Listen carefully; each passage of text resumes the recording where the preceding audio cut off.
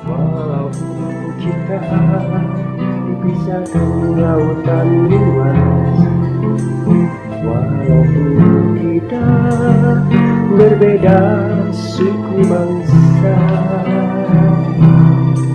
Salam, jumpa lagi dengan Pastor Variadi. Salam sejahtera dalam kasih Tuhan. Bersyukur kita bisa jumpa lagi dengan suasana yang baru.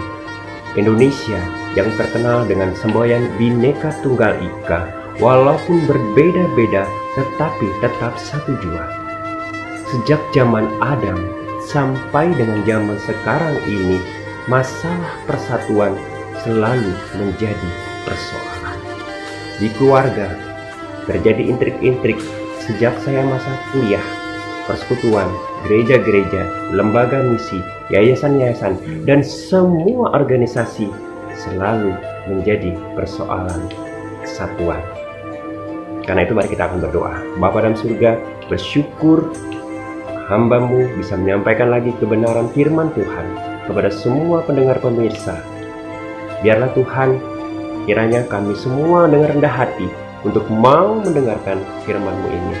Sembunyikan hamba-Mu di balik salib Yesus, dan biarlah Kau yang akan bertindak bagi kami semuanya. Di dalam nama Tuhan Yesus kami berdoa. Haleluya. Amin.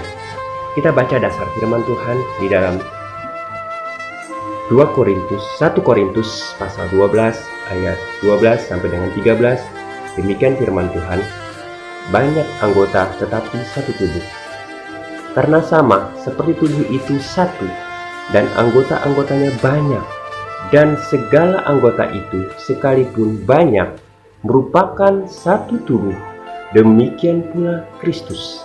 Sebab dalam satu roh kita semua, baik orang Yahudi maupun orang Yunani, baik budak maupun orang merdeka, telah dibaptis menjadi satu tubuh, dan kita semua diberi minum dari satu roh.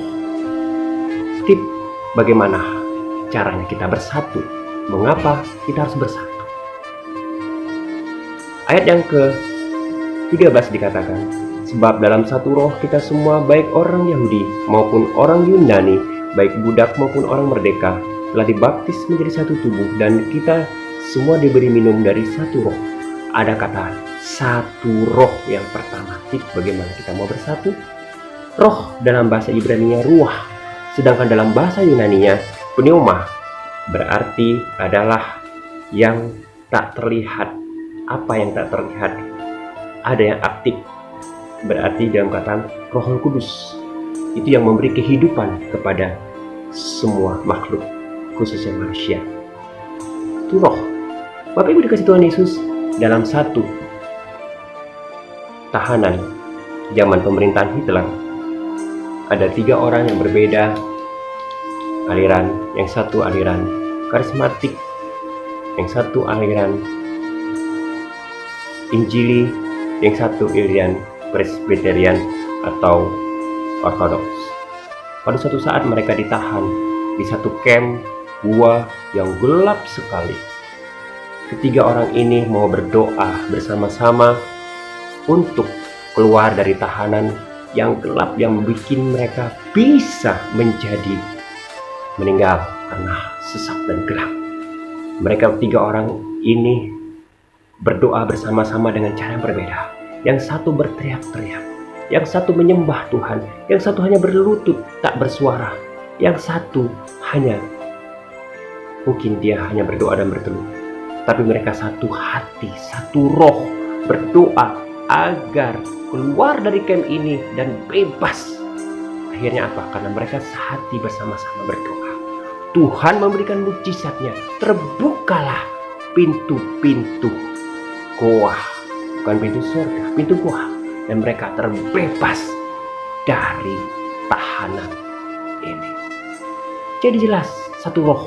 Roh dikatakan di sini pneuma adalah dalam ayat ini dikatakan mereka diberi satu roh. Ketika seseorang sudah percaya, mengaku Tuhan Yesus sebagai jurusan pribadi dan dengan iman berdoa, mereka sudah ada roh dalam dirinya yang bekerja saat ini. Yesus Roh Kudus. Ketika kemarin Tuhan Yesus naik terangkat ke surga, Roh Kudus sudah ada kepada orang-orang yang percaya. Dan bagi orang percaya, Roh Kudus ini aktif. Jadi dia dilahirkan karena Roh. Seorang yang tidak dilahirkan dari Roh, dia tidak bisa masuk dalam kerajaan surga. Demikian juga ketika seseorang bersatu, karena mereka satu roh, tidak memandang apakah mereka dari aliran mana. Mungkin mereka dari berbeda suku, bahasa. Manusia terdiri dari berbagai macam karakter. Ada yang mungkin melankolis, pendiam, introvert, dan perasa. Ada yang mungkin flekmatis juga. Seperti tadi, orangnya sangat-sangat diam dan sebagainya. Atau mungkin dia orang sanguin dan kolerik yang begitu berapi-api, tegas, semangat. Tetapi ketika mereka dalam Yesus tidak ada perbedaan. Satu.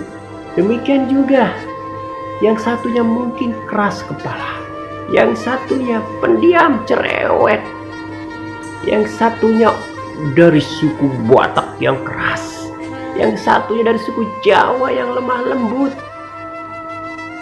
Seperti dikatakan tadi, berbagai macam suku, bangsa, bahasa, karakter, sifat, kemauan, kehendak.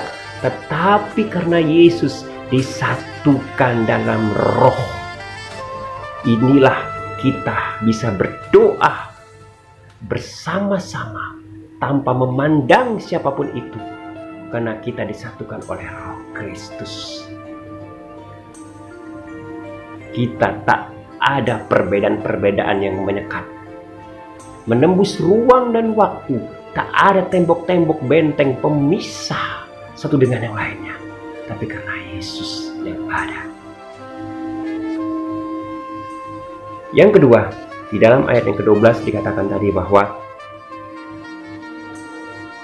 sama seperti satu dan anggota-anggotanya banyak, demikian pula dan sebagainya, kita satu tubuh. Ayat yang ke-12. Tubuh dalam bahasa aslinya yaitu body, bahasa Inggris, badan, berarti fisik kita, yang merupakan seluruh anggota tubuh dari ujung rambut sampai ujung kaki. Kalau kita melihat konteks selanjutnya, dikatakan di situ ayat yang ke-14 dan seterusnya, bahwa sama seperti anggota-anggota itu ada kepala, ada kaki, ada tangan, ada mata, ada mulut, ada hidung, ada semuanya sebagai bagian tubuh. Kalau kita melihat satu lidi tak bisa dipakai untuk membersihkan sampah, tapi ketika satu lidi ditambah satu lidi lagi, ditambah banyak-banyak lidi diikat menjadi satu, bisa membersihkan sampah. Demikian juga tubuh kita. Tangan tak bisa berkata kau lebih hebat daripada kaki, kau lebih hebat daripada mata. Semuanya bekerja sama. Ketika mereka mau makan, alat pengecap rasakan bersama-sama. Jadi tip yang kedua adalah kita harus satu tubuh. Berbagai macam talenta, karunia. Mungkin kita bisa bernyanyi. Yang satu tidak bisa bernyanyi, main musik. Yang satu hanya berdoa saja karunianya. Yang satu mungkin bisa hanya Tuhan menyambut tamu. Yang satu bisa, dia hebat dalam firman Tuhan, khotbah atau pemimpin pujian dan sebagainya. Tetapi semuanya merupakan bagian-bagian Kristus yang saling bekerja sama untuk menghasilkan buah yang indah dalam pekerjaan Tuhan. Tak memandang satu pun yang lain, semuanya berharga di mata Tuhan. Entah kau di mimbar, entah kau hanya sebagai pendoa, entah kau hanya sebagai orang yang tak bisa apa-apa, tapi hanya sebagai orang yang hanya mungkin kita membersihkan sampah atau membersihkan gedung gereja atau apapun. Tuhan katakan semuanya satu tubuh, tak ada kau lebih hebat. Intrik-intrik iblis adalah untuk memisahkan anggota keluarga Kristus. Dicerai-beraikan, suami berantem dengan istri dengan karakter berbeda, anak-anak membantah orang tua, persekutuan satu persekutuan lain menganggap dirinya hebat. Jadi kuncinya adalah saling untuk merendahkan hati, menganggap orang lain hebat daripada dirinya. Kalau kita menunjuk orang lain, tangan itu cuma satu ke orang lain, tapi ke diri kita banyak. Jadi marilah kita saling merendahkan hati. Kita katakan, Tuhan, kita tidak apa-apanya, kita alat Tuhan. Kita adalah biji mata Tuhan yang sebenarnya hanya sebagai penyampai lidah menyampaikan misi Kristus yang benar. Tak ada motif yang lain. Tapi kita percaya, seperti dikatakan tadi, kalau kita ingin bersatu, mari satu dengan lainnya saling menghargai, saling untuk menghormati, saling tidak ada kesombongan, tidak ada menganggap dirinya hebat. Walaupun berbeda dalam berbagai macam denominasi, doktrin, dan sebagainya, tapi ekumenikal itu satu. Dan nanti suatu saat ketika Tuhan datang tidak memandang, tapi dari satu Tuhan yang akan menyembah semuanya. Kita bersyukur kita bisa didoakan banyak orang. Kita bersyukur kita banyak sahabat doa. Saya juga bersyukur kepada semua sahabat doa yang bisa mendoakan satu dengan yang lainnya. Itu indah karena kita satu tubuh, satu roh. Jadi kuncinya, kalau kita mau bersatu, marilah kita menganggap satu dengan yang lainnya saling hebat. Kristus sebagai kepala, kita hanya bagian-bagiannya. Kita hanya alat untuk pekerjaan misi Kristus. Jangan sampai Allah jarang.